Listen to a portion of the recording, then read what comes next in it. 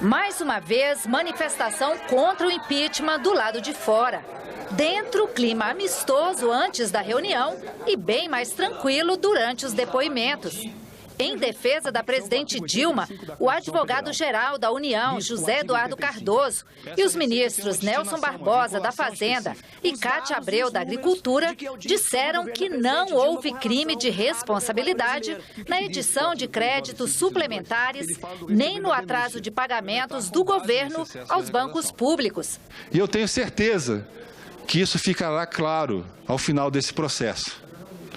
Seja isso agora no Senado Federal, como eu espero, seja isso no futuro, porque com certeza esse processo vai ser objeto de uma análise detalhada pela nossa história. O ministro Nelson Barbosa usou uma analogia para justificar a legalidade dos decretos de suplementação. Quando você vai ao supermercado, você tem uma lista do supermercado que diz lá, você tem tanto para comprar de arroz, feijão, macarrão e ovo. E você tem um volume de recurso no bolso. Você tem lá R$100 no bolso. O orçamento é a lista de supermercado. É no que você vai gastar aquele recurso. O limite financeiro é o quanto você tem no bolso para gastar esses recursos. Ao longo do processo, seja por uma decisão sua, seja por uma comunicação, alguém liga da sua casa e diz, ó, na verdade errei na lista, é melhor você mudar, em vez de comprar macarrão, compra manteiga. Você muda a lista de coisas que você pode utilizar, mas o valor que você pode utilizar continua sendo R$100 no seu bolso.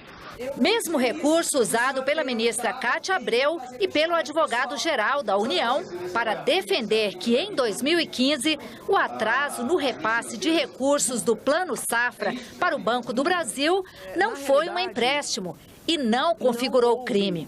Imagine se nós fôssemos avaliar todas as contas públicas dos municípios do Brasil, dos governos do Estado, quantos atrasos em pagamentos.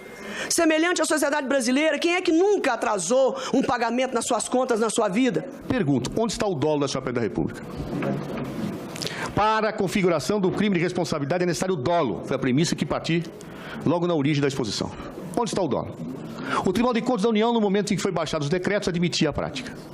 Mudou de opinião, a partir daí não se fez mais. Onde está o dolo? Má fé retroativa? Eu dei um exemplo na Câmara e volto a dá-lo. Seria o mesmo que eu andasse numa estrada que tinha lá uma sinalização de trânsito dizendo não ultrapasse 80 km. Depois muda a regra e passa a dizer não se ultrapasse 60 km, mas quem andou no ano passado a 70 será multado. Ora, o que é isso?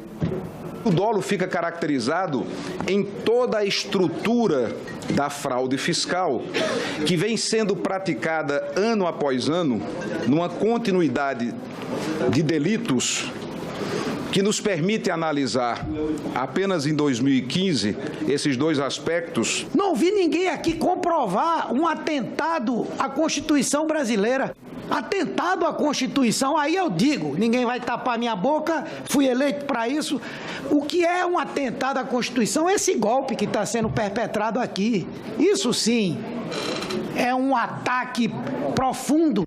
O advogado-geral da União defendeu a legalidade dos atos da presidente e reafirmou que o impeachment é golpe. Nós vivemos no Estado Democrático de Direito, temos uma Constituição a zelar. E não se pode praticar, ao arrepio da Constituição, um processo de afastamento de uma presidenta legitimamente eleita. Que se faça discussão política, que no momento certo se vá às urnas, mas nunca que se viole a Constituição no Estado Democrático de Direito. Porque a se consumar esse processo, repito o que disse ao início, não é um impeachment realizado dentro da legitimidade democrática. É um golpe de Estado. Eu acabo de ouvir do advogado-geral da União que é um golpe de Estado em curso no Brasil. Queria saber se é isso mesmo. O advogado-geral da União disse que é um golpe de Estado em curso no Brasil. É isso. E o que Vossa Excelência está fazendo que não toma providência? O que a presidência da República levando os argumentos à Vossa Excelência? Vossa Excelência é o advogado-geral da União, não é advogado-geral da presidente Dilma. Mas teve um senador que disse o seguinte, o impeachment vai acontecer, não por causa das pedaladas. O impeachment é um processo também político e nós sabemos. Ou seja, não sou eu quem disse isso, que o impeachment vai acontecer, mas não é por causa das pedaladas. Mas aí ele diz mais adiante, senhores senadores, senhores ministros, senhora ministra, a Dilma vai cair. Aliás, vai cair não, já caiu, é só uma questão de dias. Veja, isso não é só um desrespeito à Constituição, é um desrespeito a todos nós que estamos aqui. José Eduardo Cardoso disse que considera nulo o processo de afastamento da presidente Dilma pelo modo como foi aceito e conduzido na Câmara. O advogado-geral da União também colocou sob suspeição o fato do senador Antônio Anastasia, que é do PSDB, ser o relator do processo aqui no Senado. Independentemente de todas as qualidades que o senador Anastasia tem, é uma questão objetiva. Um partido não pode tomar conta de um processo de impeachment dessa maneira. Ele não pode ter os denunciantes, que são seus membros, a advogada que subscreveu sendo paga por ele, e um relator para justamente firmar um posicionamento sobre a denúncia feita. Isso é incorreto do ponto de vista ético, incorreto do ponto de vista regimental. Cabe à própria casa decidir. E houve a decisão por larga maioria que não há esse impedimento. E eu volto a dizer aquilo que disse no momento que vou fazer o relatório com base nos requisitos técnicos, com a serenidade, a seriedade, a responsabilidade que sempre caracterizaram o meu trabalho.